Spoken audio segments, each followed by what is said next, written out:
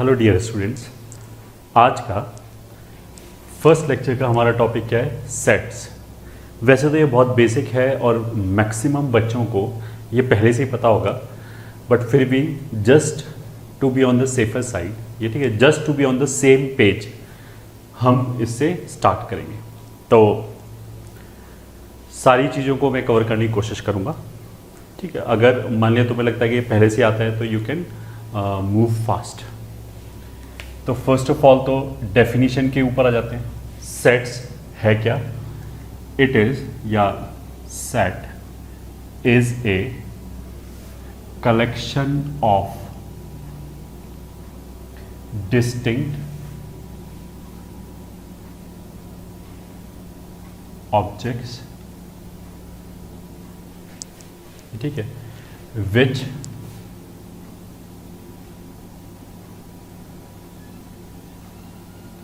can be identified with a rule, ठीक है। मतलब सेट क्या है? एक कलेक्शन ऑफ ऑब्जेक्ट्स है जिसको हम किसी रूल के साथ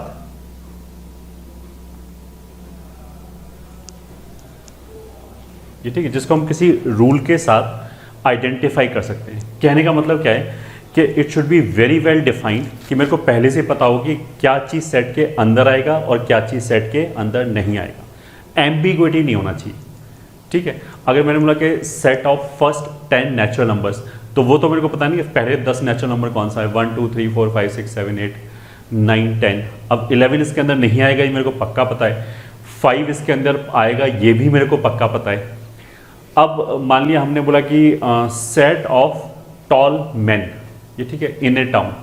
तो जो टॉल है वो बड़ा एम्बिगुअस हो गया, ये ठीक है। सबके लिए टॉल की जो डेफिनेशन है वो अलग अलग हो सकती है, तो ये कोई ऐसा कोई सेट नहीं हुआ, ये ठीक है। डिस्टिंक्ट का मतलब क्या होता है कि जो सेट होगा उसके अंदर हम ऑब्जेक्ट्स को रिपीटेड नहीं लिखते हैं, ठीक है। तो अगर 1,1,2 ऐसे नहीं लिखेंगे, 1,2 सारे एलिमेंट हम अलग अलग लिखेंगे। तो पहला पॉइंट तो ये हो गया, ठीक है। अब सेकंड पॉइंट पे आते हैं,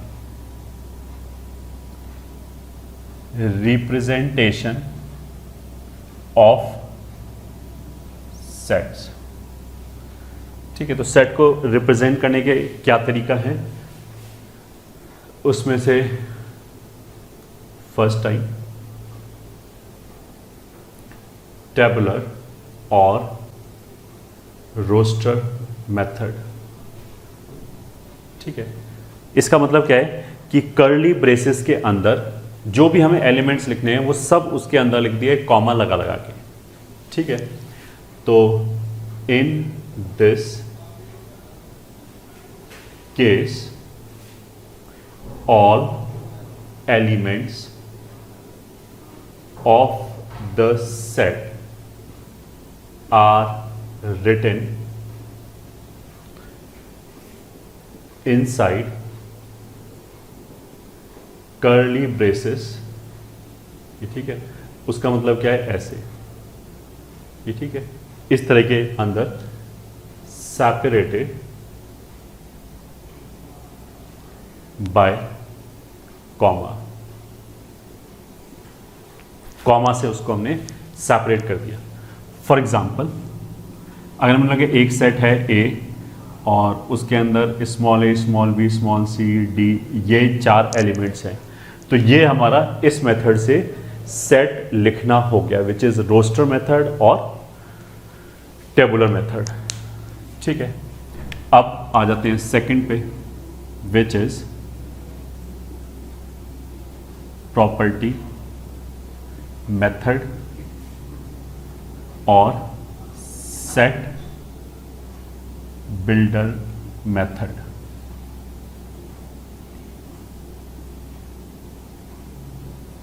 ठीक है। प्रॉपर्टी मेथड या सेट बिल्डर मेथड का मतलब क्या है कि हमने सेट के अंदर कौन सा एलिमेंट आएगा, कौन सा एलिमेंट नहीं आएगा, इस बात का रूल डिफाइन कर दिया, ये ठीक है। रादर देन सबको लिस्ट करने के हमने रूल लिख दिया और या फिर हम बोल सकते हैं कि जो भी एलिमेंट्स उस सेट के अंदर आ रहे हैं उसकी हमने प्रॉपर्टी लिख दी, कोई भी जेनेरिक प्रॉपर्टी जो केवल वही एलिमेंट सेटिस्फाई करें जो सेट के अंदर है और बाहर का कोई भी एलिमेंट सेटिस्फाई ना करे। ठीक है, तो इसको हम लिखेंगे कैसे? In this case set is written as follows. ठीक है, ये सेट हो गया x सेपरेटेड बाय यहां पे प्रॉपर्टी, ये ठीक है, और रूल, ये ठीक है। ये क्या बता रहा है कि इस तरह के एलिमेंट इस सेट के अंदर हैं। दिस इज मेंबर और element of the set which satisfy, ये ठीक है, which satisfy this property। ठीक है, this मतलब ये वाली प्रॉपर्टी, जो भी यहां पे प्रॉपर्टी लिखा हो। ठीक है, अब इसका मतलब क्या है वो भी देख लेते हैं। बहुत सिंपल एग्जांपल, अगर हमने लिखा एक सेट है B विच कंटेन्स X, अच्छा इसके आगे हम ऐसे सेमीकोलन भी लगा सकते हैं और लाइन भी लिखा सकते हैं। ठीक है, किसी बुक में यू विल फाइंड के they will use this separator line की तरह, और कॉलन भी लगा सकते हैं, दोनों की बातें। तो इस सेट के अंदर x टाइप के सारे एलिमेंट्स हैं जो ये प्रॉपर्टी सेटिस्फाई करें। ठीक है, ये प्रॉपर्टी मान लिया हमने लिख दिया 2x + 3 = 0 and x belongs to R। ठीक है, तो 2x + 3 0 होना चाहिए एंड x रियल नंबर होना चाहिए। तो 2x + 3 को 0 करने के लिए x की वैल्यू कितनी होगी? -3/2। तो ये कुछ भी नहीं, बस ये बोल रहा है कि इसके अंदर वो एलिमेंट x है जो इसको सेटिस्फाई करे। तो इसको सेटिस्फाई करने वाला एक ही एलिमेंट है -3/2। ठीक है, तो ये इसी सेट को लिखने का ये वाला हो गया रोस्टर मेथड या टेबुलर मेथड, और यहां जो है वो क्या हो गया? प्रॉपर्टी मेथड और set builder method. Example 2, example 3, मान लिया हमने लिखा कि x, या फिर मान लिया लिख दिया 3x एंड x² - 25 = 0। ठीक है, ये हो गया। मतलब इसने क्या बोला कि ये प्रॉपर्टी हो गया कि x² - 25 0 होना चाहिए, तब इस सेट के अंदर 3x एलिमेंट है। ये ठीक है, यहां जो सेटिस्फाई कर रहा है उस x की वैल्यू का 3 times we will write in this case. ये ठीक है, इन दिस सेट, तो यहाँ पे x नहीं आएगा, यहाँ पे 3x आएगा। तो अगेन अगर ये मान लिया सेट C है तो C क्या हो जाएगा? अगर इसको टेबुलर मेथड में लिखें x² - 25 = 0, इसको सेटिस्फाई करने वाली तो दो ही वैल्यूज हैं, 5 एंड -5, और कोई वैल्यू नहीं है। अब अगर इसको 5 एंड -5 सेटिस्फाई कर रहा है तो उसका 3 टाइम्स कितना हो जाएगा? -15, 15, ये दो वैल्यूज होगी। तो इस सेट के अंदर इतने एलिमेंट्स हैं। ये ठीक है, -15 एंड 15 दो एलिमेंट्स हैं। ठीक है, ध्यान से देखो।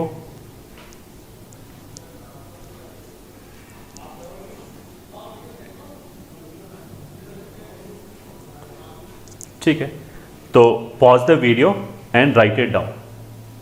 ठीक है, पॉज करने के बाद इसके नोट्स बना लिए। Let's move forward.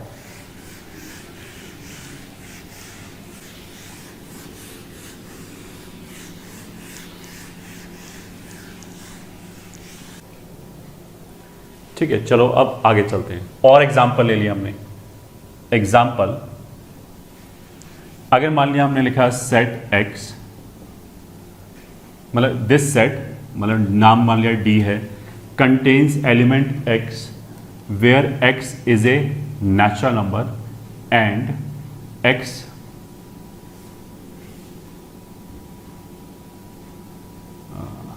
चलो x is a natural number and x is less than 5।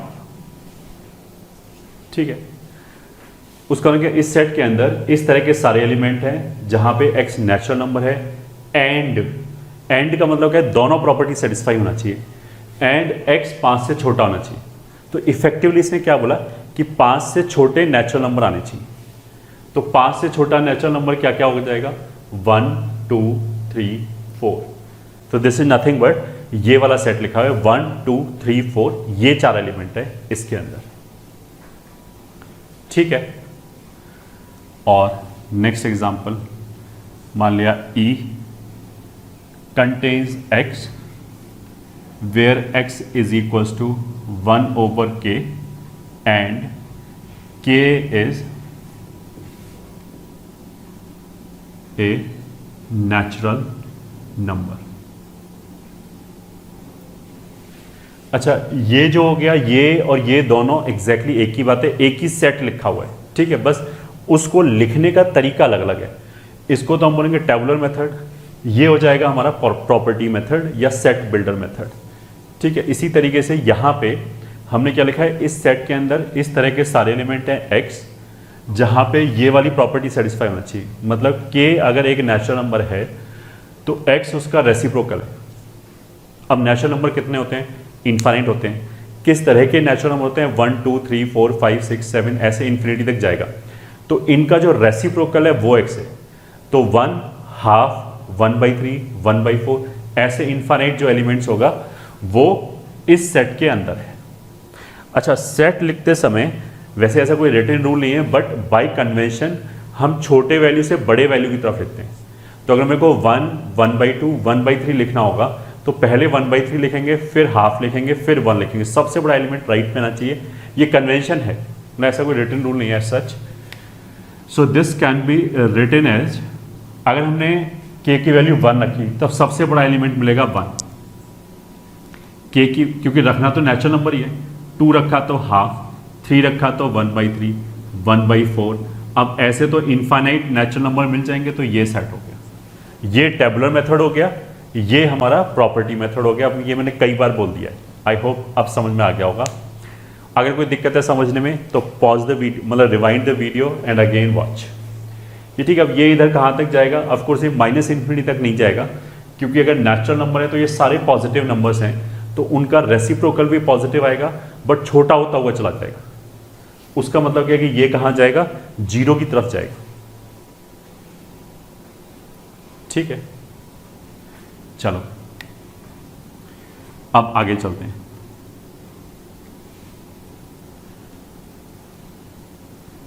Terms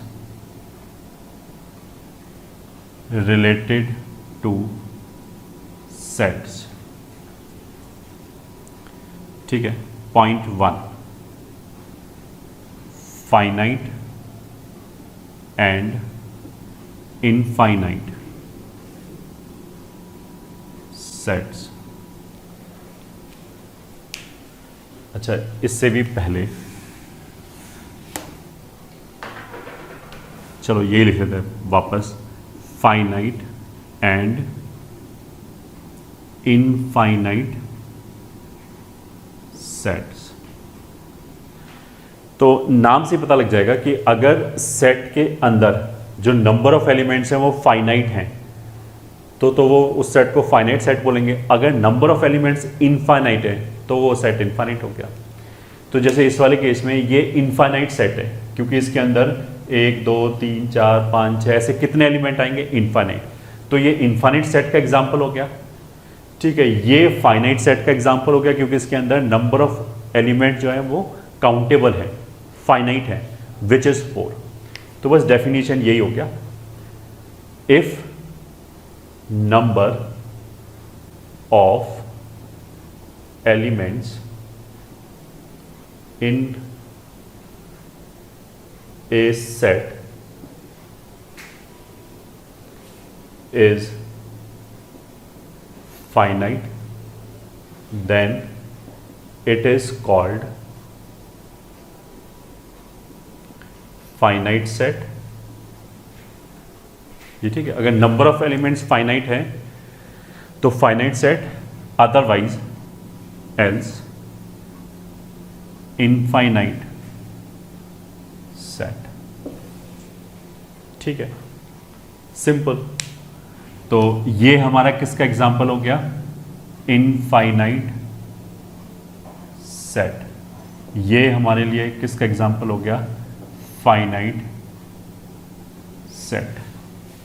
कुछ भी नहीं, एक टर्म हो गया कि फाइनाइट सेट का मतलब क्या है और इनफाइनाइट सेट का मतलब क्या है, बस ये बताया गया।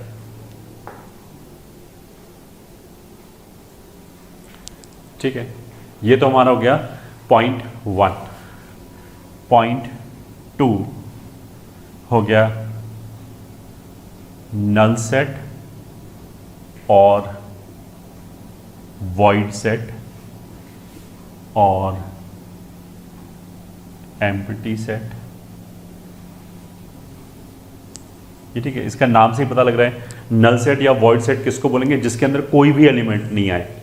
तो is a set which contains no element. ये ठीक है, जिसके अंदर कोई भी एलिमेंट ना आए एंड इज डिनोटेड बाय। ये ठीक है, या तो हमने ऐसे लिख दिया, कर्ली ब्रेसेस लगा दिया, उसके अंदर कुछ भी नहीं लिखा, तो मतलब कोई एलिमेंट है ही नहीं इसके अंदर। और नल सेट को हम 5 से भी डिनोट करते हैं, इट इज 5। तो नल सेट का मतलब क्या है? इसके अंदर कोई भी एलिमेंट नहीं है। ये ठीक है, 5 और ऐसे। ये नोट करने वाली बात है, नोट दैट ऑलमोस्ट हर बुक में ये क्वेश्चन मिल जाएगा कि this set is not null set. मतलब ये वाला जो सेट है ये नल सेट नहीं है। फाई अगर लिखना है तो केवल फाई लिखो, इधर उधर कुछ नहीं। अगर ब्रैकेट लगाना है तो केवल ब्रैकेट लगाओ, अंदर कुछ नहीं।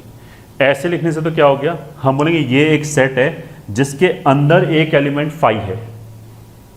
ठीक है, अच्छा यूजली हमने बोला कि इसको डिनोट करते हैं फाई से, बट क्वेश्चन में यू विल फाइंड कि IIT JEE के क्वेश्चन में दे विल डिफाइन कि where phi is a null set, because वो सिंपल फाई और किसी के लिए भी यूज कर सकते हैं, एलिमेंट्स के लिए भी यूज कर सकते हैं। ठीक है, but usually you will find कि बुक्स में ऐसी फाई लिख देंगे विदाउट डिफाइन किए हुए, तो वहां पे उनका मतलब मोस्ट प्रोबेबली नल सेट होगा। वैसे कॉन्टेक्स्ट पे भी डिपेंड करता है, ये इस पे भी डिपेंड करता है कि क्वेश्चन किस चीज की बात कर रहे हैं। ठीक है, तो नोटेड डाउन।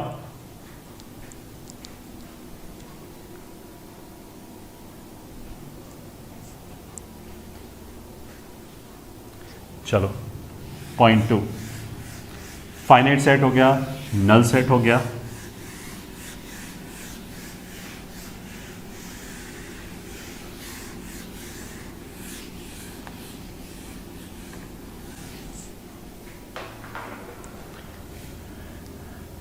अच्छा, एक और नोट है, ऐसा कोई वैसे रूल नहीं है। Again usually sets are denoted by capital letters and elements are denoted by small letters.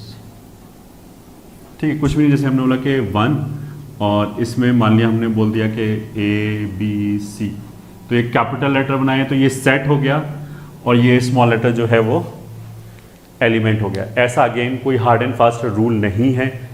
ठीक है, हम सेट इसको बोलना चाहें डिफाइन करके तो बोल सकते हैं।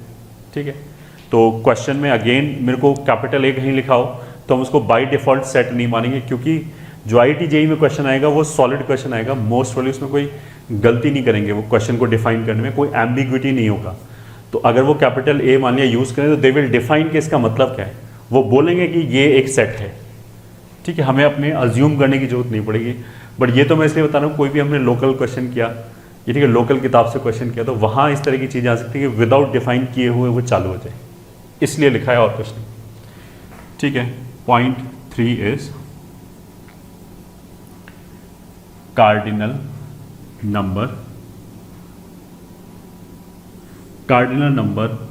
of set A is denoted by, अब ये सुनने में डरावना लग रहा है, कार्डिनल नंबर, पता नहीं क्या हो गया, ये कुछ भी नहीं है, नंबर ऑफ एलिमेंट्स को बोलते हैं कार्डिनल नंबर। एक सेट के अंदर जितने भी एलिमेंट्स हैं उसको कार्डिनल नंबर बोलते हैं। तो of course it will be defined only for finite set, finite set के लिए ही डिफाइन होगा जहां पे नंबर ऑफ एलिमेंट्स फाइनाइट होगा।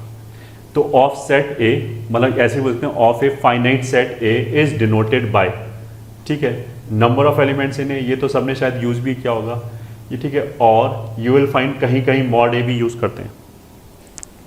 हमारा तो जो पाला पड़ेगा वो हार्डली मॉड ए कहीं लिखा होगा, किसी बुक में बाई चांस मिल सकता है, हमारे लिए तो हमेशा एन ए ही लिखा होगा। तो एन ए हमें क्या बता रहा है, number of elements in set A, ठीक है। तो cardinal number of set A is denoted by this, इसको लिखते तो ऐसे हैं बट ये है क्या, डिफाइन कैसे करते हैं, उस सेट के अंदर number of elements, and is defined as number of elements in the set, ठीक है। अब वो एलिमेंट कौन सा है उससे कोई फर्क नहीं पड़ता। मान लिया, मतलब फॉर एग्जांपल मान लिया ए ऐसे लिखा है कि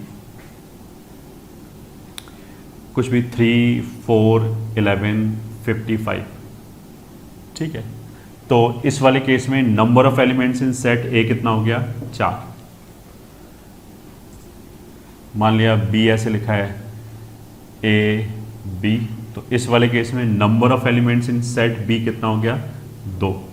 अब ये बहुत बच्चों वाली चीज़ है, मोस्ट प्रॉब्ली ये समझ में आ गया होगा, ठीक है। अब चलते हैं अपने पॉइंट 4 की तरफ, which is singleton set. Singleton set का मतलब क्या है, is a set having exactly, मतलब नाम के अंदर ही सिंगल लिखा है, तो सिंगल मतलब एक एलिमेंट जिसके अंदर हो, is a set having exactly 1 element, ये ठीक है। जैसे हमने लिखा फॉर एग्जांपल ए बराबर मान लिया x and x square minus 8x plus 16 is equals to 0, मान लिया ये लिखा है। प्रॉपर्टी मेथड से या सेट बिल्डर मेथड से हमने इस सेट को ऐसे लिखा। अब ये तो जो है लिखा है वो x माइनस 4 का होल स्क्वायर लिखा है, तो इस सेट के अंदर इस तरह के सारे एलिमेंट्स हैं और जो इसको सेटिस्फाई करे। अब this is nothing but x minus 4 का होल स्क्वायर, तो इसको सेटिस्फाई करने वाला तो एक ही एलिमेंट है 4, तो अगर इसको टेबुलर मेथड में लिखा तो दिस इज नथिंग बट केवल 4, ठीक है। तो A is A singleton set, क्योंकि इसके अंदर केवल एक ही एलिमेंट है, ठीक है। तो note it down,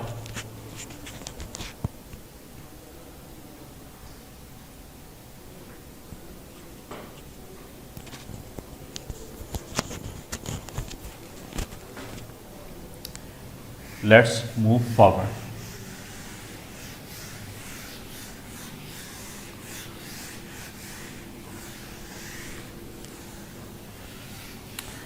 Point 4.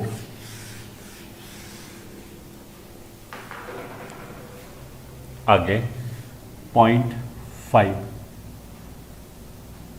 Equal and equivalent sets,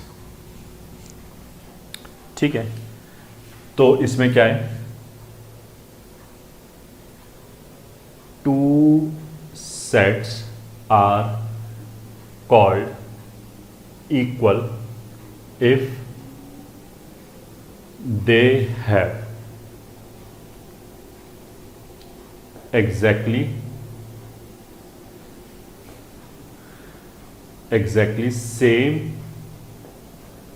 elements, ये ठीक है। दो सेट को इक्वल कब बोलेंगे? जब वो एग्जैक्टली इक्वल हो, मतलब कुछ भी डिफरेंस नहीं होना चाहिए। इसके अंदर जितने एलिमेंट आ रहे हैं उतने ही एलिमेंट इसके अंदर आने चाहिए, प्लस वो एलिमेंट सेम भी आने चाहिए।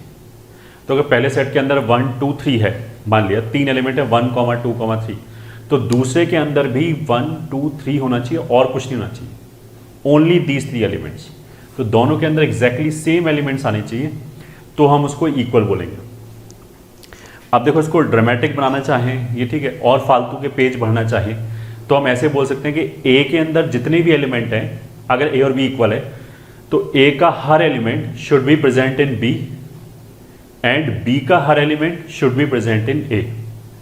तो उससे एक तो क्या इंश्योर हो गया कि ए के अंदर कोई फालतू एलिमेंट नहीं आ सकता, बी के अंदर कोई फालतू एलिमेंट्स नहीं आ सकते, और सारे एलिमेंट सेम आ गए। ठीक है, लिखना चाहो लिख सकते हैं, two sets are called equal if they have exactly same elements. मैंने सेम नंबर नहीं बोला, सेम नंबर होगा तो उसको इक्वलेंट बोलते हैं। ये ठीक है, उस पर अभी हम आ रहे हैं। इक्वल का मतलब क्या है कि सेट एग्जैक्टली सेम लिखा होना चाहिए। ये ठीक है, फॉर्म अलग अलग हो सकता है कि एक रोस्टर मेथड में लिखा हो और एक टेबुलर मेथड में रोस्टर मेथड में लिखा हो और दूसरा प्रॉपर्टी मेथड में लिखा हो, ऐसा हो सकता है, बट एलिमेंट दोनों के अंदर एग्जैक्टली सेम आएगा।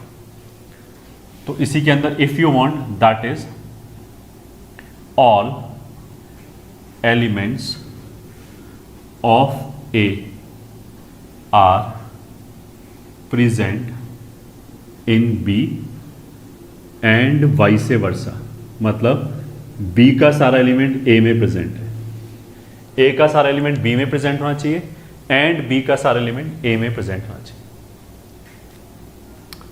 ठीक है, फॉर एग्जांपल मान लिया हमने ए लिखा -3, एंड बी लिखा x² -9 बराबर 0। तो ये भी वही चीज लिखी हुई है, x² -9 बराबर 0 है, तो x² -9 0 कब कब होगा? केवल +-3 के लिए। तो ये भी +-3 के लिए लिखा है। Are 2 equal sets. ठीक है, these are the examples of equal sets. अब इक्वलेंट पे आते हैं। 2 सेट्स A and B are called equivalent if number of elements in A बराबर number of elements in B। A के अंदर जितने एलिमेंट हैं B के अंदर भी उतने ही एलिमेंट्स होने चाहिए। ठीक है, एलिमेंट्स अलग अलग हो सकते हैं। फॉर एग्जाम्पल मान लिया ए के अंदर लिखा है -1 2 7 एंड बी के अंदर लिखा है मान लिया 1 3 11। तो number of elements in A कितना है? 3। Number of elements in B कितना है? 3। तो दोनों के अंदर 3 एलिमेंट हैं, तो these are equivalent. For example A and B are equivalent sets but they are not equal sets। ठीक है, अच्छा, जब हमने बोला कि नंबर ऑफ एलिमेंट सेम होना चाहिए, तो उसका ये मतलब नहीं कि हमने कोई कंडीशन इंपोज कर दिया कि एलिमेंट सेम नहीं हो सकता। एलिमेंट सेम हो या ना हो कोई टेंशन नहीं है, बस नंबर ऑफ एलिमेंट गिन के बराबर आने चाहिए। ठीक है,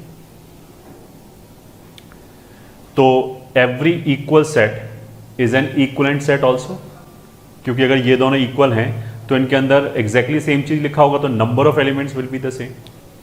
ठीक है, तो नोट क्या आएगा? Every equal set is also an equivalent set। Every equal set is also an equivalent set। तो pause the video and note it down।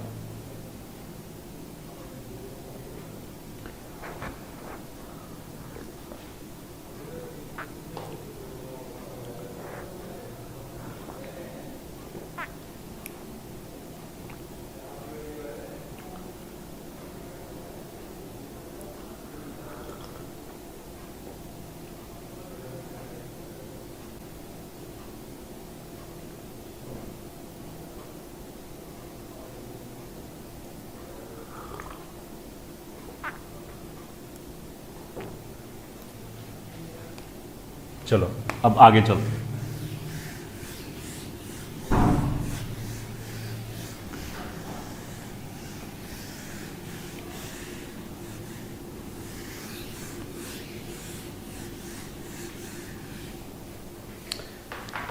Next concept is continuous sets और intervals।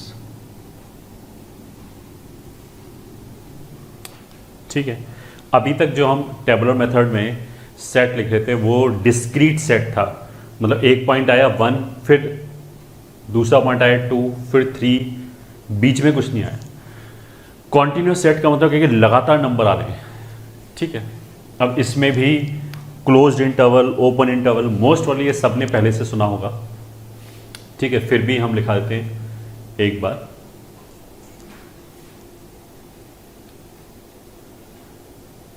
कॉन्टिन्यूस सेट्स आर या can be written as, ठीक है, something like this, A to B, या A open से B close, या दोनों जगह ओपन, A ओपन से B ओपन। ठीक है, तो ये क्या है? It is a set containing all numbers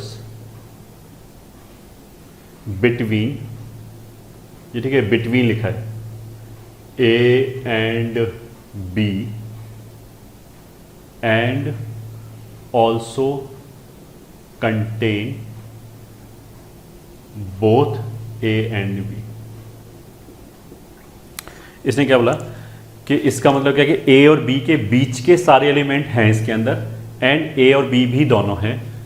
अगर हमने ऐसे स्क्वायर ब्रैकेट लगाए तो इसको हम क्या बोलते हैं? Closed bracket.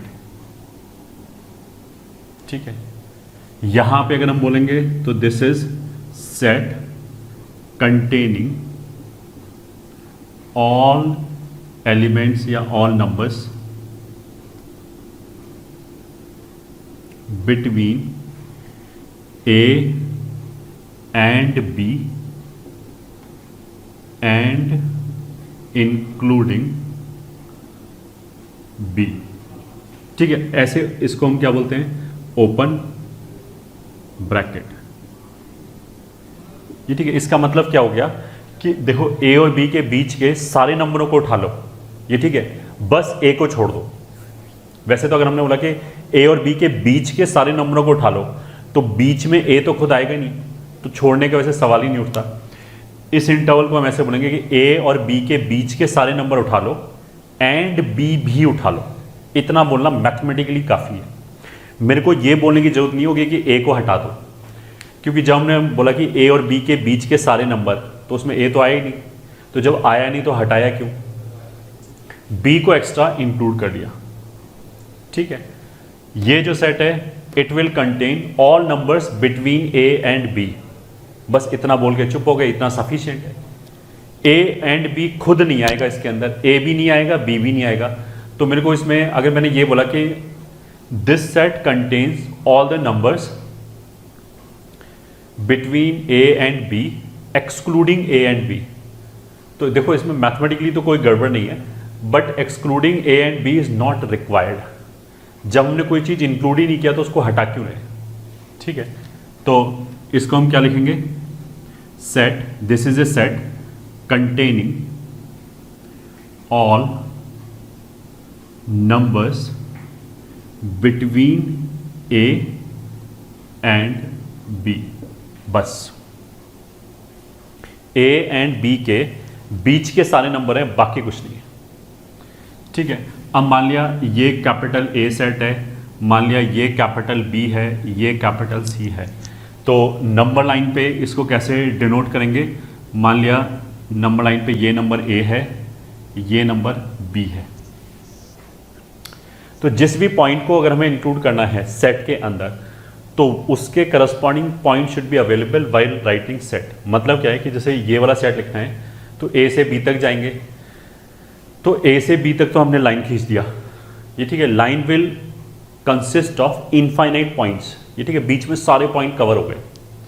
और फिर ए और बी को भी कवर करना है, तो ए और बी को कवर करने के लिए हम वहाँ पे फिल्ड सर्किल बनाएंगे। तो उसका मतलब क्या है कि अगर सेट ए को डिनोट करना होगा तो हम ए पे फील्ड सर्किल बनाया, बी पे फील्ड सर्किल बनाया, ये हमारा ए हो गया, ठीक है। ऐसी जो बी होगा वो क्या होगा, ए से बी तक, बी पे क्लोज है, ए पे ओपन है। तो उसका मतलब क्या कि ए को इंक्लूड नहीं करना है, ए से बी तक, ए और बी के बीच के सारे, तो वो तो ये लाइन आ गया। ये लाइन ने क्या बताया, ए और बी के बीच के सारे नंबर। अब मेरे को बी लेना है तो यहां हमने ऐसे फील्ड बना दिया। ए नहीं लेना है तो यहां ऐसे ओपन बना दिया। तो ये ओपन का मतलब क्या है कि इस ए के जस्ट राइट में जितने भी नंबर है सब इस सेट के अंदर है, बट ए खुद नहीं है, ये ठीक है, दिस इज मिसिंग, ये नहीं है पॉइंट यहां पे। तो ये हमारा हो गया सेट बी। अब आ जाते हैं सेट सी पे। सी का मतलब क्या है, ए और बी के बीच के सारे, नाइदर ए नॉर बी। तो ये हो गया हमारा सेट सी, ठीक है। ध्यान से देख लो भाई, सेट लिखने का तरीका ये हो गया। अब अगर मैं बोलूं कि ये क्या हो गया, ए बी क्लोज्ड, तो ये कुछ भी नहीं हुआ। देखो ओपन ब्रैकेट और क्लोज ब्रैकेट तो आपस के कॉम्बिनेशन में लगा सकते हैं, दोनों क्लोज, एक ओपन एक क्लोज, इधर भी ओपन इधर भी क्लोज आ सकता है, दोनों ओपन, ये चलेगा। बट कर्ली ब्रैकेट इनके साथ नहीं आ सकता, ना ओपन के साथ ना क्लोज के साथ। कर्ली ब्रैकेट जो है वो कर्ली ब्रैकेट के साथ ही आएगा। तो अगर मैं बोलूं कि ये क्या है, तो दिस इज मीनिंगलेस, इसका कोई मीनिंग नहीं है। अगर एक कर्ली ब्रैकेट है तो डिफाइन होने के लिए दूसरा ब्रैकेट भी कर्ली ही होना चाहिए, तभी वो डिस्क्रीट सेट आएगा, ठीक है। तो note it down, pause the video.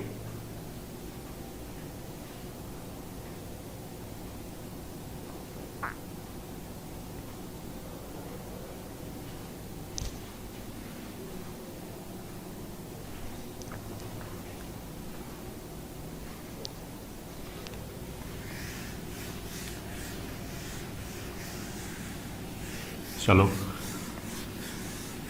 आगे चलते हैं।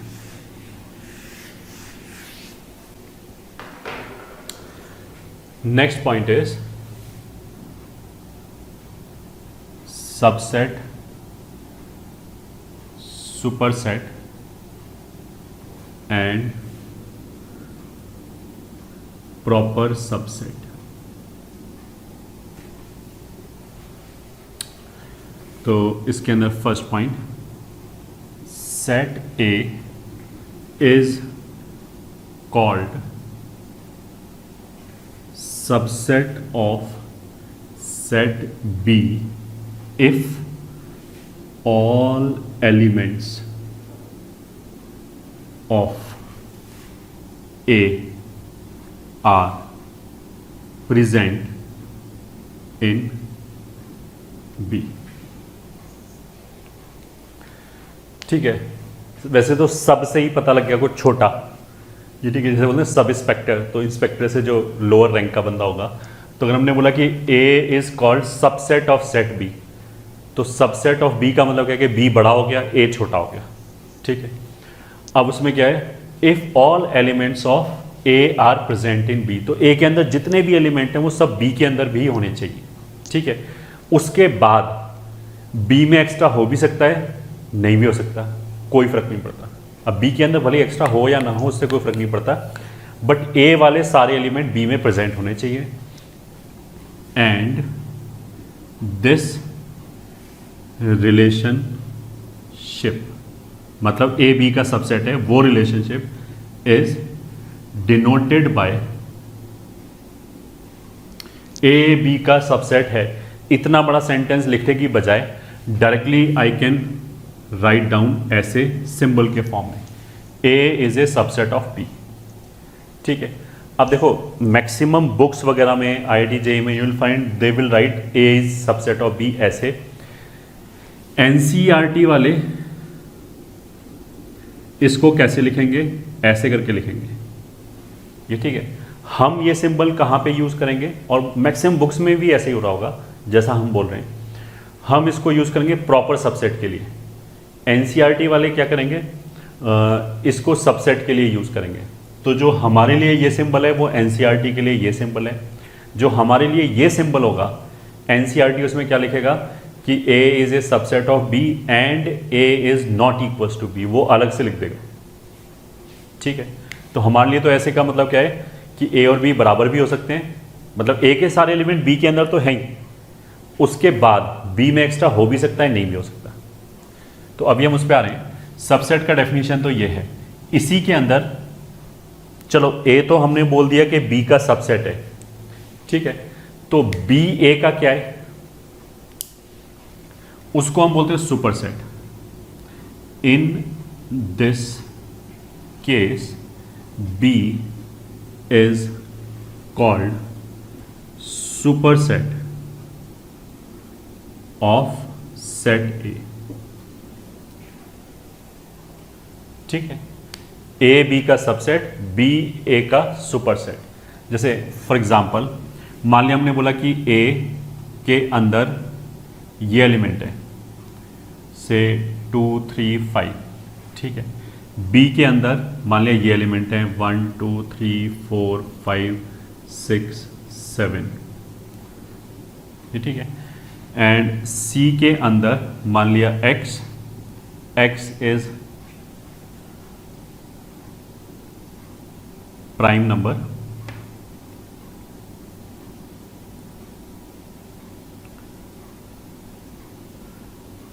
लेस देन 7, ठीक है। X is A prime number less than 7, ये प्रॉपर्टी मेथड से लिखा गया है। तो हमारे पास 3 सेट हो गए। A सेट के अंदर ये 3 एलिमेंट हैं, 2 है 3 है 5 है। B के अंदर इतने सारे एलिमेंट है 1 2 3 4 5 6 7, ठीक है। C के अंदर उसने क्या बोला कि X is A prime number which is less then 7, तो 7 से छोटा प्राइम यही आएगा 2 3 5, सही है। और तो कोई प्राइम आएगा नहीं, 4 प्राइम होगा नहीं, 6 प्राइम होगा नहीं, और 7 से छोटा तो नहीं होगा, इसने तो बोला 7 से छोटा रहना चाहिए। तो उसका मतलब क्या है कि जो सेट C है वो भी बेसिकली 2 3 5 ही है, यही है 2 3 5। तो अब इसको हम कैसे लिख सकते हैं, A is a subset of B, हाँ, क्योंकि A के अंदर 2 3 5 है तो वो 2 भी है 3 भी है 5 भी है। तो अगर A के सारे एलिमेंट B के अंदर प्रेजेंट हैं तो A B का सबसेट हो गया, B A का सुपरसेट हो गया इस वाले केस में, ठीक है। तो ये ऑफ कोर्स करेक्ट लिखा हुआ है। फिर मैं बोलूं कि A is a subset of C, ये सही है, तो ये बात भी सही है कि A के अंदर जितने भी एलिमेंट है 2 3 5 वो C के अंदर प्रेजेंट है, ये ठीक है। तो अगर A वाले एलिमेंट C के अंदर प्रेजेंट हैं तो बस A C का सबसेट हो गया, बाकी कोई कंडीशन नहीं चाहिए। इसके हिसाब से ये ठीक है, B C का सबसेट हुआ, ये सही है। B C का सबसेट होगा क्या, नहीं, क्योंकि B बोलेगा देख मेरे अंदर 1 है, ये तो C में है ही नहीं, तो काय का सबसेट। ये वाले एलिमेंट यहां पे प्रेजेंट ही नहीं है सारे, तो ये नहीं होगा। अब अगर हम ये बोले C A का सबसेट है तो ऑफ कोर्स A और C तो एक ही बात है, A और C तो बराबर ही है। तो अगर A C का सबसेट है तो C भी A का सबसेट होगा। बेसिकली इस वाले केस में A एंड C बराबर है, इक्वल सेट है, तो equal set are also subset of each other, ठीक है। अब देखो A जो है वो C का भी सबसेट है, A B का भी सबसेट है, A B का भी सबसेट है क्योंकि A के सारे एलिमेंट B में प्रेजेंट है, A C का भी सबसेट है क्योंकि A के सारे एलिमेंट C में प्रेजेंट है। बट इन दोनों में अंतर क्या है, देखो यहां पे हम बोलेंगे कि चलो A इसका सबसेट तो है, ठीक है, बट यहां पे वो प्रॉपर वाला चीज नहीं लग रहा है क्योंकि ये दोनों तो बराबर ही है, ये ठीक है। ये B का प्रॉपर जूनियर है, C का तो जूनियर नहीं है, C के तो इक्वलेंट है, ये ठीक है। B का ये प्रॉपर जूनियर है, तो तो इसलिए हम ये बोलेंगे कि ए बी का सबसेट है एंड ए बी का प्रॉपर सबसेट भी है। तो प्रॉपर सबसेट का डेफिनेशन आ गया। प्रॉपर सबसेट का डेफिनेशन क्या होगा कि अगर ए के सारे एलिमेंट बी के अंदर प्रेजेंट हैं प्लस बी में एक एक्स्ट्रा एलिमेंट भी होना चाहिए, ये ठीक है, तो फिर हम क्या बोलेंगे कि ए बी का प्रॉपर सबसेट है। तो अब उसको डिफाइन कर लेते हैं, ये ठीक है, नोटेड डाउन।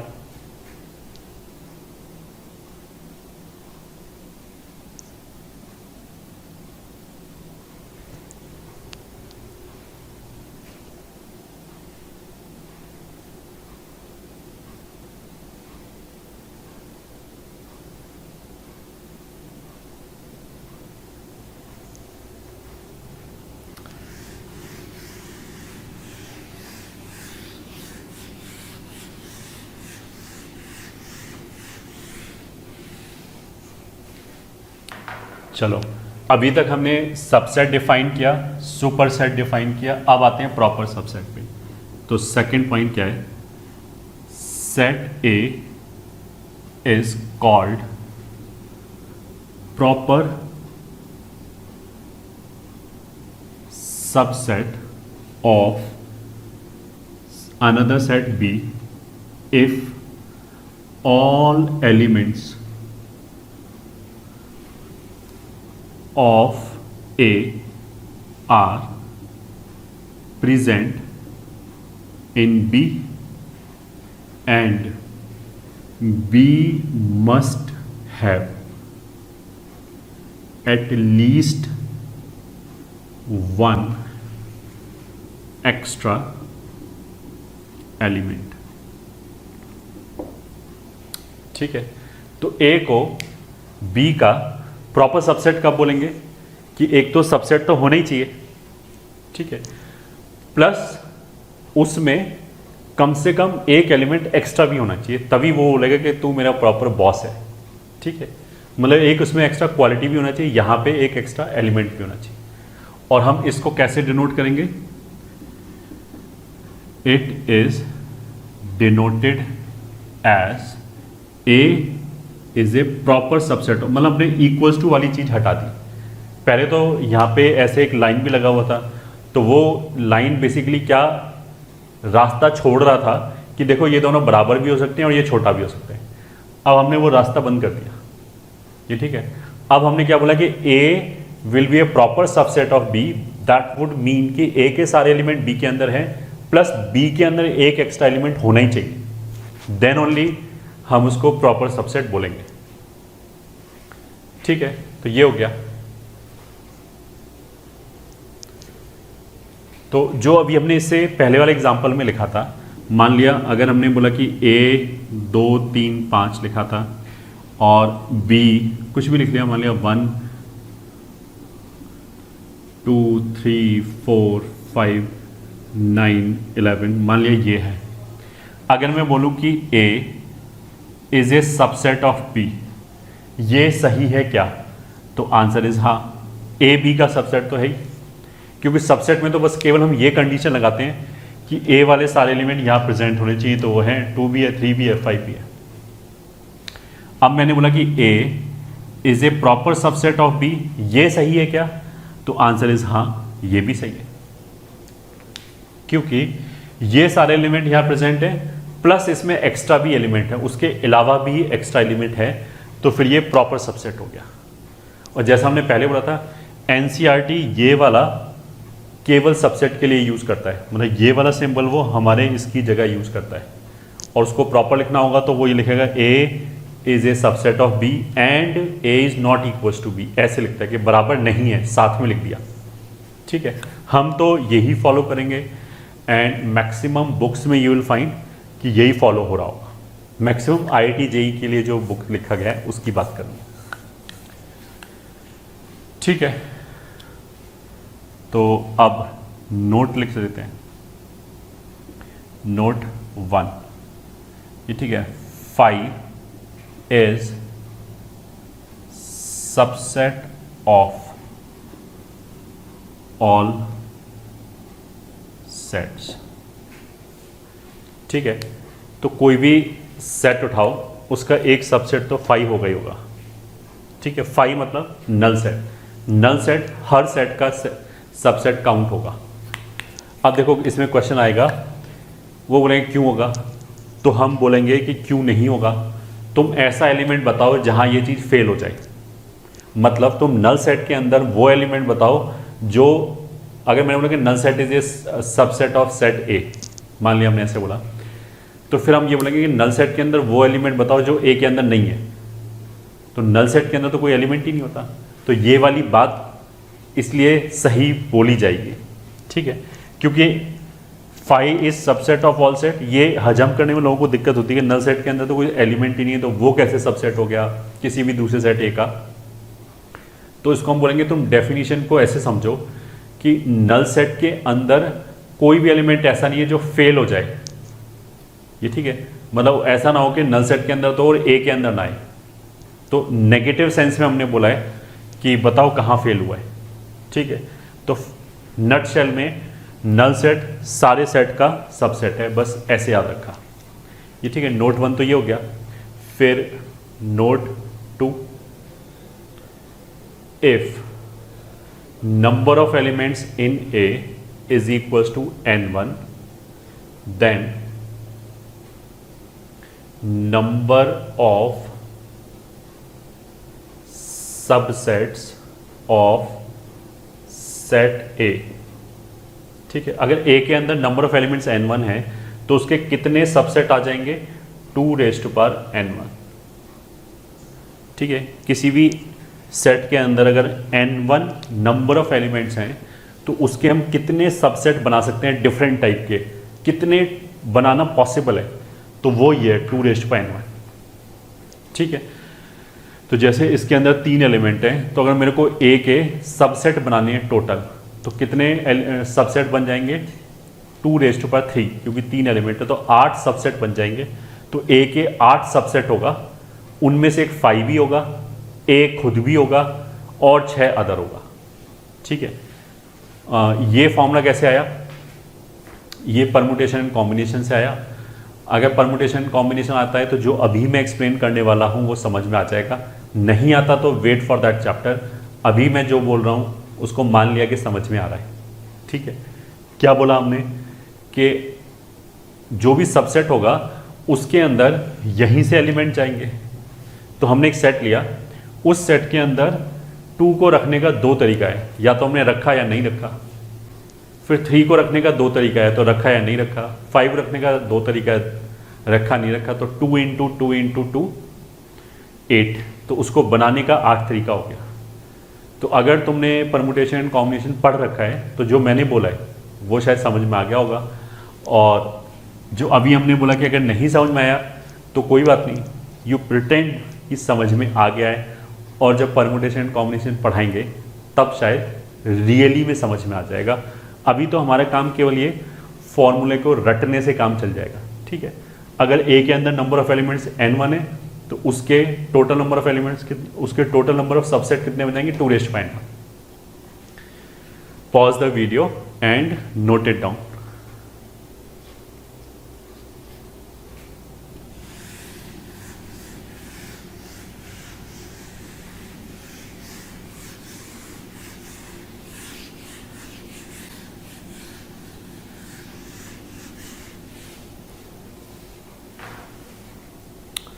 तो एक एग्जाम्पल लेते हैं, फाइंड ऑल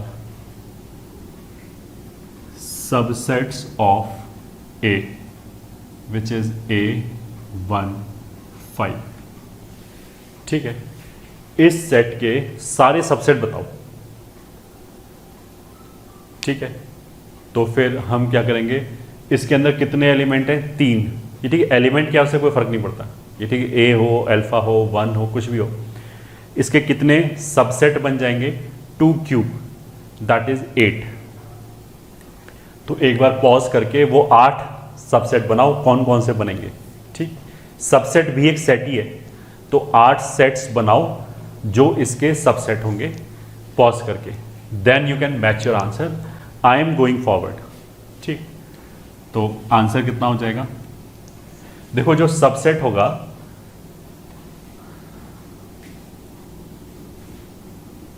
जो ए का सबसेट होगा उसमें इनके अलावा, इनसे एक्स्ट्रा कोई भी एलिमेंट नहीं आ सकता। आएगा तो ए, 1 और 5 यही आ सकता है और कोई नहीं आ सकता, इसके अलावा कुछ नहीं आ सकता। ठीक है, तो उसको हम ऐसे काउंट करेंगे ताकि कुछ मिस ना हो। पहले हमने वो सेट उठा लिए जिसमें एक भी एलिमेंट नहीं आया, फिर हमने वो सारे सबसेट उठा लिए जिसमें केवल एक आया, फिर केवल 2, केवल 3, बस 3 से ज़्यादा आ ही नहीं सकते।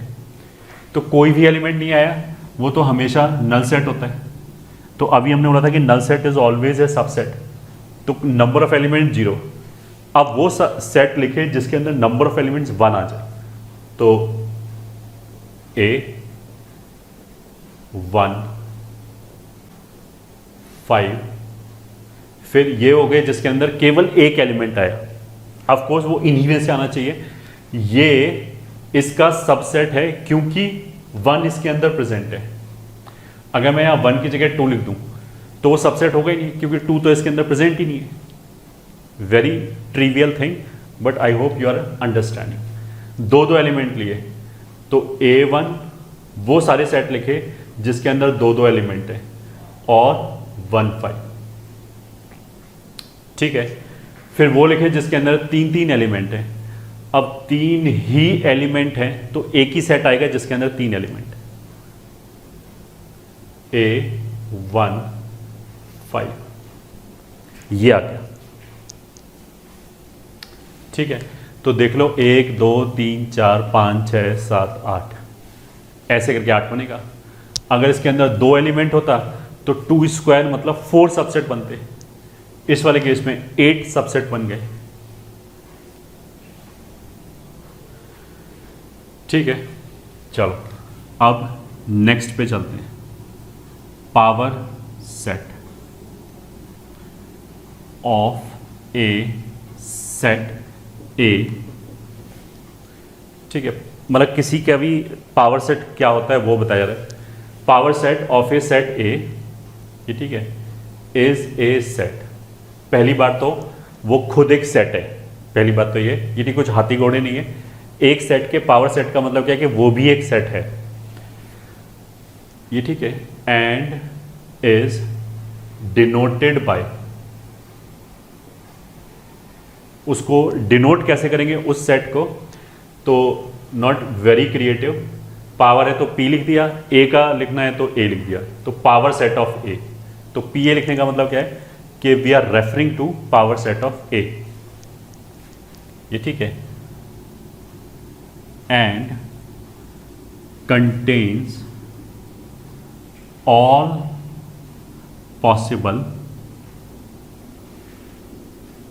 Subsets of set A as its elements।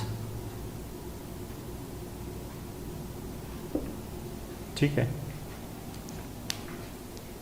उसका मतलब क्या है, देखो पावर सेट जो है उसके अंदर जो, अच्छा वैसे सेट के अंदर तो कुछ भी आ सकता है। Set is a collection of objects, ठीक है, ऑब्जेक्ट कुछ भी हो सकता है, नंबर होना जरूरी नहीं है। वो तो अल्फ़ाबेट भी हो सकता है ABCD, ये ठीक है। ह्यूमंस भी हो सकता है, हम ये बोल सकते हैं कि set of humans on this planet, ये ठीक, कुछ भी हो सकता है। तो सेट के अंदर जो एलिमेंट है, जो मेंबर्स हैं, वो नंबर भी हो सकता है, अल्फ़ाबेट भी हो सकता है, ये ठीक है, खुद सेट भी हो सकता है। तो इसमें बेसिकली यही बताया गया है कि A का पावर सेट क्या होगा। पहली बात तो वो खुद सेट होगा, उस सेट के जो मेंबर्स होंगे, जो एलिमेंट्स होंगे, ये ठीक है, वो बेसिकली A के जितने भी पॉसिबल सबसेट हैं वो होगा। ठीक है, तो मैथमेटिकली इसको कैसे लिखेंगे, power set of A is contains all, ये ठीक है, element of this capital X, ये खुद एक सेट हो गया। और X के अंदर क्या खूबी है कि X is a subset of A। ये देखो मैथमेटिकली डिफाइन करने का तरीका हो गया। इसने बताया कि पावर सेट ऑफ A है, क्या होगा जिसके अंदर एलिमेंट्स ये है, ये खुद एक सेट है, ये ठीक है, कौन सा सेट है, which is a subset of A। तो जितने भी A के डिस्टिंक्ट या डिफरेंट सबसेट बन सकते हैं उतने बना लिए, उनका जो कलेक्शन होगा वो पावर सेट ऑफ A होगा। ठीक है, ये वही प्रॉपर्टी मेथड से लिख सकते हैं।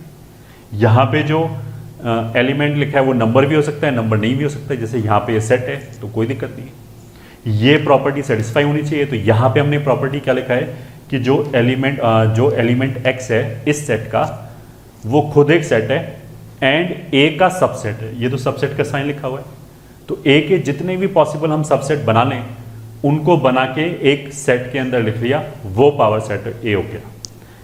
I hope this much is clear. तो हम यही वाला एग्जांपल ले सकते हैं, ये ठीक है। इस वाले केस में पावर सेट ऑफ a क्या हो जाएगा, ये एक सेट हो जाएगा और जिसके अंदर सारे एलिमेंट कौन से होंगे, ये सारे एलिमेंट, क्योंकि यही सारे सबसेट हैं, इनके अलावा तो कोई नहीं है, कोई बचा भी नहीं, और इसके अलावा कोई, मतलब इनमें से कोई ऐसा भी नहीं कि सबसेट नहीं हो, सारी सबसेट हैं, इनके अलावा भी कोई नहीं है। तो इन्हीं सब को कॉमा लगा लगा के लिख लिया। तो ये हो गया पहला एलिमेंट इस सेट का, फिर ये हो गया दूसरा एलिमेंट, फिर ये हो गया तीसरा एलिमेंट, ये हो गया फोर्थ एलिमेंट, ये हो गया fifth element, sixth element, seventh element and eighth element. ये हो गया हमारा सेट, ठीक है। तो ये जो सेट है वो हो गया हमारा पावर सेट ऑफ ए। तो pause the video and note it down.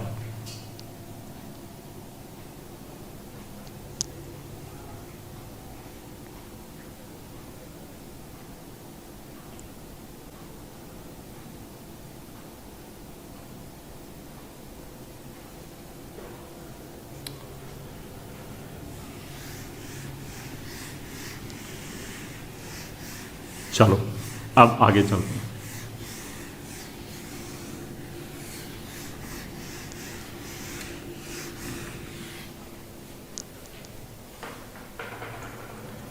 ठीक है, नेक्स्ट इज वेन डायग्राम।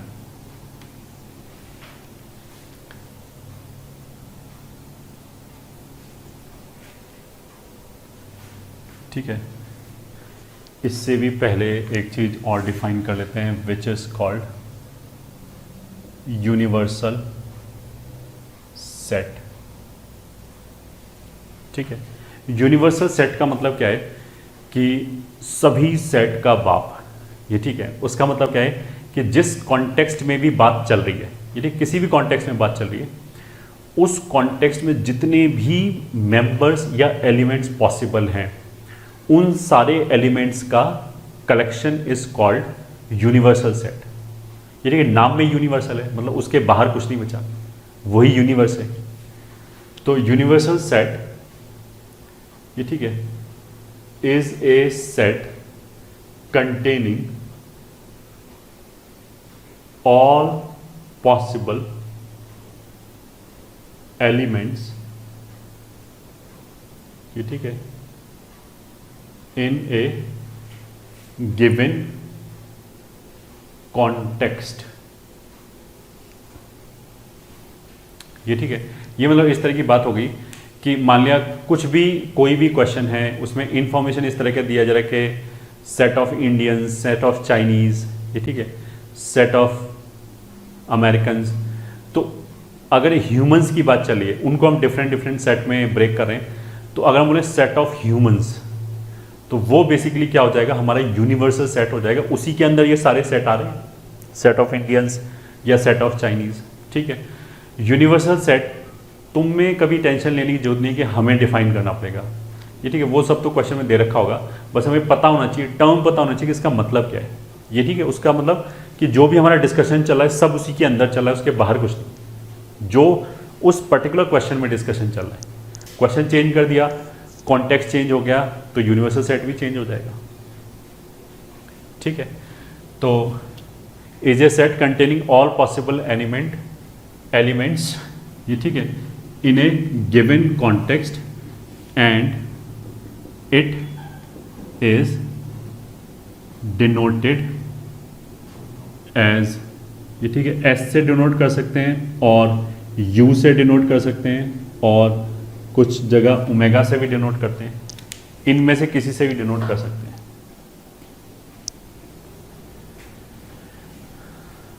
ठीक है, तो इसको हम ऐसे भी बोल सकते हैं, universal set is super set of all the sets under consideration. इसका मतलब क्या है, note universal set is super set of all the sets under consideration. ठीक है, एक तो ये हो गया। बस अब डिफाइन कर सकते हैं हम वेन डायग्राम। ठीक है, वेन डायग्राम इज पिक्टोरियल, मतलब picture wise representation of sets. ठीक है, वेन डायग्राम क्या है कि हमें विजुलाइज होता है कि क्या सेट है क्या है, उसी को पिक्चर की फॉर्म में इंफॉर्मेशन देना is called Venn diagram. I hope all of you already know this. ठीक है, बाकी अब ज़्यादा लैंग्वेज में ना जाते हुए ऐसे बोल सकते हैं, इसमें यूजली हम एक रेक्टेंगल बनाते हैं, वो हमारा यूनिवर्सल सेट होता है यू। ठीक है, इसके अंदर अगर हमें डिफरेंट सेट्स बनाने हो तो उनको हम सर्किल से बना सकते हैं, ए बी, इस तरह की चीज़ होगी। ठीक है, तो ये जो डायग्राम है ये हमारा वेन डायग्राम हो गया। इस तरह की चीज़ों की मान लिया 1 2 3, ये ठीक है, 7 9 11 -5 0। ठीक है, और यहाँ मान लिया 11 तो हो गया, मान लिया 12 6 2, ऐसे पढ़ा हुआ 2 भी हो गया, 21 मान लिया ये लिखा हुआ है। तो सेट ए के अंदर कौन कौन से एलिमेंट हो गए, जो भी ए के सर्किल के अंदर है, तो 1 2 3 7 9 ये सारे के सारे इस सर्किल के अंदर है। तो ये सर्किल जो है वो सेट ए को रिप्रेजेंट करता है। तो इस डायग्राम के हिसाब से ए के अंदर कौन कौन से एलिमेंट्स आ गए, 1 2 3 7 9 ये एलिमेंट्स आ गए। ठीक है, ऐसे ही बी के अंदर कौन कौन से एलिमेंट आ गए, 7 9 11 0 -5। ठीक है, अच्छा ये यूनिवर्सल सेट है, तो इसके अंदर ये सारे एलिमेंट आ गए, 1 2 3 7 9 0 -5 11 12 6 21, ये सारे एलिमेंट यूनिवर्सल सेट के अंदर। तो इस डायग्राम के हिसाब से हम क्या बोलेंगे, ए के अंदर कौन कौन से नंबर्स आ गए, 1 2 3 7 9, ये ठीक है, जो भी ए के सर्किल के अंदर है। बी के अंदर कौन कौन से एलिमेंट आ गए, -5 0 7 9 11, ये बी के अंदर आ गए। ठीक है, अब there is a term called complement. तो अगर मैं बोलूं कि ए का कॉम्प्लीमेंट क्या है, ए एक सेट है, अब हम बोलेंगे इस सेट का कॉम्प्लीमेंट क्या है। तो सेट के कॉम्प्लीमेंट का मतलब क्या है, सेट का कॉम्प्लीमेंट भी एक सेट ही होगा। ये ठीक है, वो क्या होगा, यूनिवर्सल सेट में से सेट ए को छोड़ के जितने भी एलिमेंट बच गए उसका set will be complement of A. तो इस डायग्राम के हिसाब से ए का जो कॉम्प्लीमेंट होगा उसके अंदर कौन कौन से एलिमेंट हो जाएंगे, ए के सर्किल के अंदर वाले एलिमेंट्स को छोड़ दिया, बाहर वाले सब उठा लिए। तो 0 -5 11 12 6 21 ये सारे एलिमेंट ए के कॉम्प्लीमेंट के अंदर आ जाएंगे। ठीक है, तो note it down, then I will define complement. ठीक है, लिख लिया पॉज करके।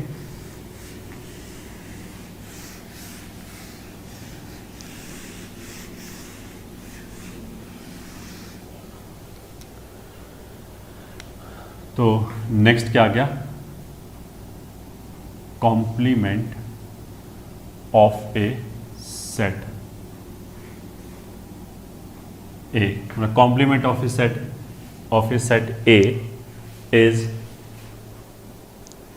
डिनोटेड, पहले तो रिप्रेजेंट कैसे करते हैं, डिनोटेड एज ए बार भी लिखते हैं और ए सी भी लिखते हैं। सी मतलब कॉम्प्लीमेंट खुद ही बोल रहा है, और ए डैश भी लिखते हैं। तीनों में से कैसे लिख सकते हैं, ए बार और ए डैश और ए सी, एंड इज ए सेट, मतलब ये खुद भी एक सेट है, विच कंटेन्स ऑल एलिमेंट्स, ये ठीक है, ऑफ यूनिवर्सल सेट, ये ठीक है। इस यूनिवर्सल सेट के सारे एलिमेंट उठा लिए, बस क्या कंडीशन है कि वो ए में नहीं होने चाहिए। तो जब हम ए डैश लिखेंगे तो 3 उठेगा नहीं, क्योंकि वो ए के अंदर है। तो ए के सर्किल के अंदर वाले एलिमेंट को छोड़ के जितने भी बाहर हैं सब उठा लिए। All elements of universal set which contains all elements of universal set which are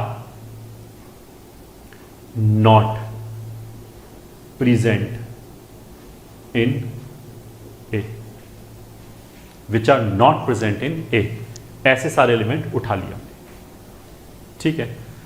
तो इस कॉन्टेक्स्ट में ये ठीक है, ए डैश या फिर ए सी या फिर ए बार मतलब ए नहीं, नॉट ए, ऐसे भी बोलते हैं इसको, विल बी इक्वल्स टू, ठीक है, इनको छोड़ के बाकी सब लिख लिए।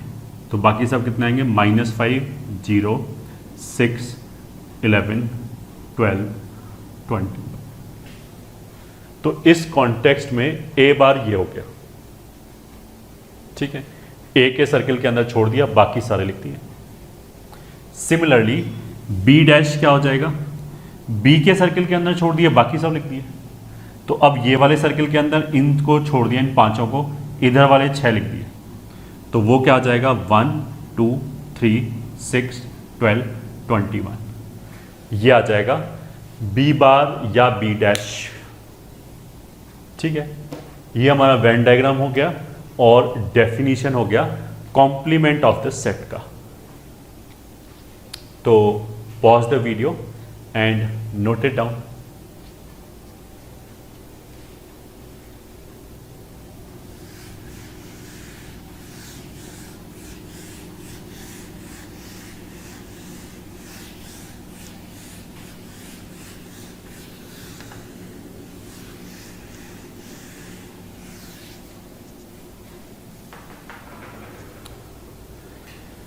ठीक है, अब आगे चलते हैं ऑपरेशन ऑफ सेट्स। ये ठीक है, ऑपरेशन का मतलब क्या है कि जैसे हम नंबर्स की बात करें तो 2 + 3, ये ठीक है, जो प्लस है, एडिशन है, वो एक एल्जेब्राइक ऑपरेशन है जो हमने डिफाइन कर रखा है। 2 + 3 कितना होता है, 5। कैसे आ गया 5? बिकॉज वो उसमें हम कभी जाते नहीं हैं, बट जो एलिमेंट्री मैथमेटिक्स है, जो बिल्कुल बेसिक मैथमेटिक्स है, उसमें हम हर ऑपरेशन के रूल को डिफाइन करते हैं।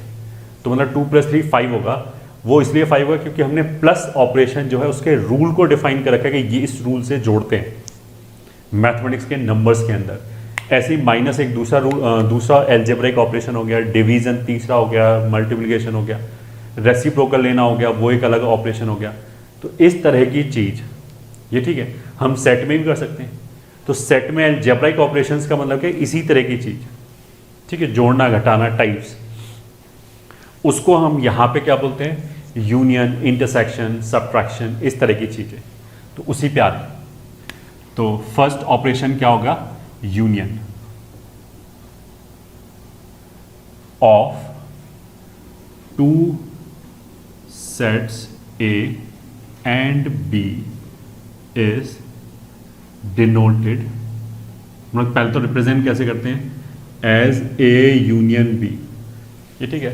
अब यूनिवर्सल सेट में भी U लिखते हैं और यूनियन में भी U टाइप ही लिखते हैं, बट दोनों थोड़ा अलग अलग हैं, ये ठीक है। यूनिवर्सल सेट में हम ऐसे थोड़ा ऐसे बड़ा U लिखते हैं और यूनियन में ऐसे छोटा, ठीक है। तो यूनियन, अच्छा उससे भी पहले जैसे हमने बोला कि 2 और 3 के बीच में हमने एक एल्जेब्रिक ऑपरेशन डिफाइन किया, एडिशन। तो 2 + 3, तो 2 एक नंबर है, 3 एक नंबर है, प्लस जो है वो एक ऑपरेशन है, और इसका जो रिजल्ट आया, इस ऑपरेशन को लगाने के बाद जो रिजल्ट आया 5, वो एक दोबारा नंबर आ गया, 5 इज ऑल्सो ए नंबर। तो इसी तरह की चीज़ यहाँ पे हो रहा है, ये ठीक है। ये एक सेट है, बी एक सेट है, यूनियन एक ऑपरेशन है और इस ऑपरेशन को लगाने के बाद जो हमारे पास रिजल्ट आएगा वहाँ पे नंबर आता है 2 नंबर 3 नंबर 5 भी नंबर, तो यहाँ पे ए सेट बी सेट और इस ऑपरेशन को लगाने के बाद जो चीज़ आएगी वो भी एक सेट है। ठीक है, तो बेसिकली ए यूनियन बी भी एक सेट है। ठीक है, वो सेट क्या है वो अभी डिफाइन करेंगे। तो सबसे पहली बात तो सेट ए एंड बी का जो यूनियन है वो ए यूनियन बी ऐसे डिनोट करते हैं उसको, and it is a set containing all elements of sets A and B। A और B के जितने भी एलिमेंट हैं उन सबको कलेक्ट कर लिया। ठीक है, अच्छा ऑफ कोर्स सेट लिखते समय ये रूल होता है कि हम किसी एलिमेंट को रिपीट करके नहीं लिखते। तो अगर कोई एलिमेंट ए और बी में रिपीटेड है तो उसको एक ही बार लिखेंगे, 2 बार नहीं लिखेंगे। ठीक है, दैट इज, ये तो हो गया इंग्लिश में हमने डेफिनेशन लिख दिया। मैथमेटिक्स में कैसे लिखेंगे? ऐसे, ए यूनियन बी एक सेट है जिसके अंदर सारे एलिमेंट इस तरह के, ठीक है, एक्स, और खूबी क्या है, एक्स या तो बिलोंग्स टू ए है और एक्स बिलोंग्स टू बी है। ठीक, x बिलोंग्स टू a का मतलब यह है कि जो एलिमेंट x है वो a सेट में बिलोंग कर रहा है। ठीक है, तो और x बिलोंग्स टू b। अच्छा, ये और का मतलब और भी बेसिकली 2 तरह का होता है, इंक्लूसिव और एक्सक्लूसिव और। एक्सक्लूसिव और का तो मतलब क्या हो गया कि या तो यही चीज़ सही होगी या ये चीज़ सही होगी, दोनों चीज़ सही नहीं हो सकती ये। ठीक है, इंक्लूसिव का मतलब क्या है, अगर ये है तो चलेगा, ये है तो भी चलेगा, और अगर दोनों सही है तो भी चलेगा। इंक्लूसिव वर्ड से ही समझ में आ रहा होगा, इंग्लिश वर्ड से ही समझ में आ रहा होगा। इसका मतलब क्या है कि अगर दोनों एक साथ सेटिस्फाई हो जाए तो भी चलेगा। तो मैथमेटिक्स में हम जितना भी यूज़ करते हैं वो सब इंक्लूसिव और है, इंक्लूसिव है। तो मतलब ये लिखने का मतलब ये नहीं कि एक्स ए में ही होना चाहिए या फिर बी में ही होना चाहिए, दोनों में नहीं हो सकता, दोनों में हो सकता है। ये लिखने का मतलब क्या है कि एक्स ए में आए तो भी चलेगा, तो भी वो यूनियन के अंदर आएगा, केवल बी में आए तो भी वो यूनियन के अंदर आएगा, और अगर दोनों में आ जाए तो भी यूनियन के अंदर आएगा। तो तीनों ही कंडीशन में चलेगा। ठीक है, तो ए यूनियन बी बेसिकली क्या हो गया, यूनियन हो गया। हमने मतलब ऐसे मान लो कि हमारे पास एक डब्बा है, उसमें एक्स रखा है, एक डब्बा है उसमें वाई रखा है, हमने तीसरा डब्बा बीच में रखा, एक्स को पलट दिया, उसमें वाई को पलट दिया, सारे एलिमेंट आ गए। फिर हमने देखा कि कोई डुप्लीकेट तो नहीं है, अगर कोई एलिमेंट डुप्लीकेट है तो उसके डुप्लीकेट्स को हटा दिया, ये यूनियन है। ठीक है, आई होप सबको पहले से ही पता होगा।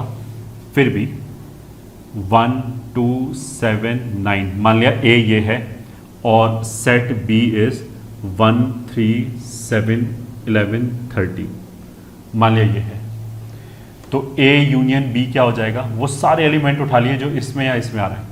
तो 1 आ रहा है, हाँ 2 आ रहा है, 3 आ रहा है, 7 आ रहा है, 9 आ रहा है, 11 आ रहा है, 13 आ रहा है, ये हो गया ए यूनियन बी। 1 2 7 9 1 2 7 9 मतलब ये सारे एलिमेंट इसके अंदर आएंगे आएंगे, प्लस एक्स्ट्रा भी आ सकता है, ये सारे तो आएंगे ही आएंगे, कोई मिस नहीं होगा। तो ए यूनियन बी जो है वो ए और बी दोनों से ही इन जनरल बड़ा होगा, मतलब छोटा नहीं हो सकता। कहने का मतलब ये है या तो बराबर होगा, बाई चांस इसमें केवल 1 7 ही आए तो 1 7 तो इसमें ऑलरेडी है, तो ए यूनियन बी और बी एक जैसा ही हो जाएगा। तो ए यूनियन बी दोनों सेट में किसी से भी छोटा नहीं हो सकता, या तो बराबर होगा या बड़ा होगा। ठीक है, बराबर होगा मतलब उसका भी एग्जाम्पल लिख लेते हैं। एग्जाम्पल 2, मान लिया ए के अंदर है 1 2 3, ठीक है, बी के अंदर है मान लिया 1 2 3 4 5 7, ठीक है।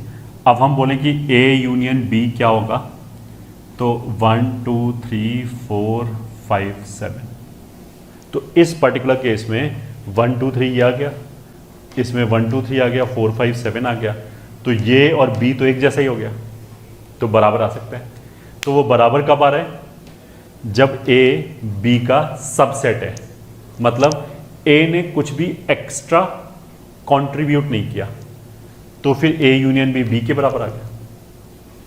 ठीक है, अभी तो बेसिकली ये समझा जा रहा है कि ए यूनियन बी का मतलब क्या है कि ए और बी का टोटल कॉम्बिनेशन, कोई भी एलिमेंट अगर ए या बी में से कम एक जगह आ जाए, मतलब दोनों जगह आए तो भी अच्छी बात है, तो वो ए यूनियन बी सेट के अंदर पक्का आ जाएगा।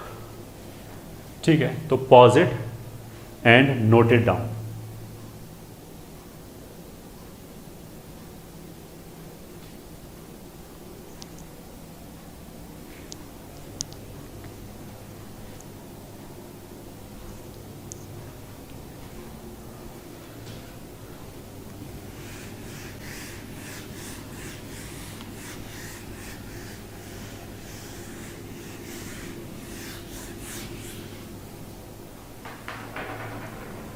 ठीक है, अब सेकंड इंटरसेक्शन, दूसरा ऑपरेशन क्या है?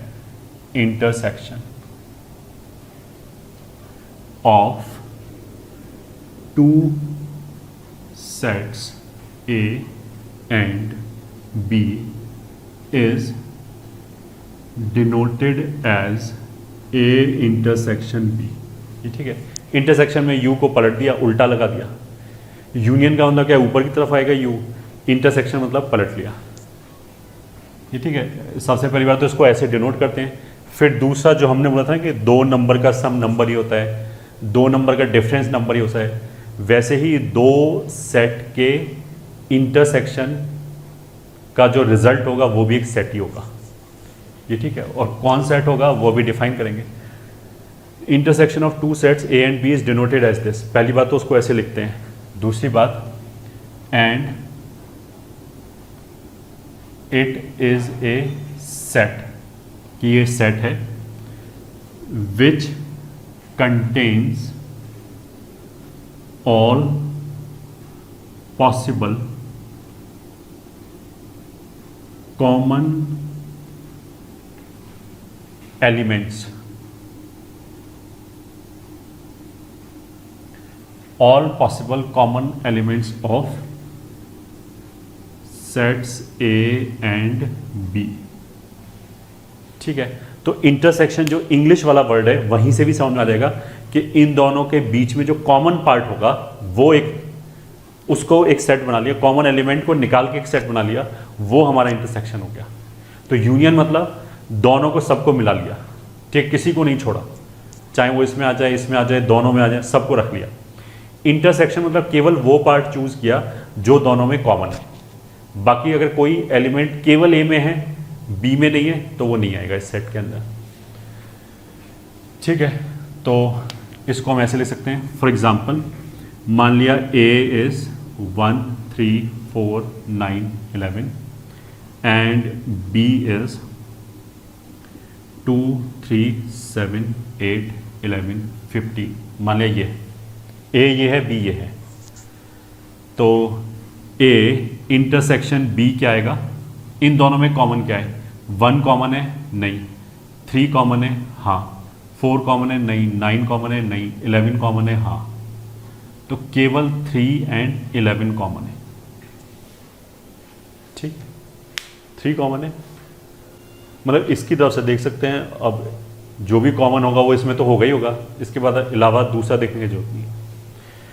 और अगर यही चीज़ बोला जाता है कि यूनियन क्या होगा, तो दोनों के एलिमेंट रख लिए। ये ठीक है, 1 2 3 4 7 8 9 11 15 ये आ जाए। ये ठीक है, ये दोनों को उठा के रख लिया। इंटरसेक्शन केवल कॉमन। इसको जैसे हमने यूनियन में डिफाइन किया था ना मैथमेटिकली, वैसे ये तो इंग्लिश में लिखा हुआ है सेम चीज़। इसी को अगर मैथमेटिक्स की लैंग्वेज में हम बोलें तो ऐसे आएगा, ए इंटरसेक्शन बी, ये ठीक है, इज ए सेट जिसके अंदर सारे एलिमेंट एक्स इस तरह के हैं जो ये प्रॉपर्टी सेटिस्फाई करें। ये प्रॉपर्टी क्या है? X belongs to A and, union में तो यहाँ पे हमने एंड की बजाय क्या लिखा था? और। मतलब अगर ए में आ जाए तो भी चलेगा, बी में आ जाए तो भी चलेगा, दोनों में आ जाए तो भी चलेगा यूनियन के केस में। यहाँ पे हमने लिखा है एंड, मतलब ये भी सही होना चाहिए एज वेल एज ये भी सही होना चाहिए। मतलब वही एलिमेंट आएगा जो ए में भी आ रहा हो एंड जो बी में भी आ रहा हो, दोनों में आना चाहिए, तभी आएगा इसके अंदर। ये इसका मैथमेटिकल डेफिनेशन हो गया। ठीक है, तो I hope this must be clear, so note it down and pause the video.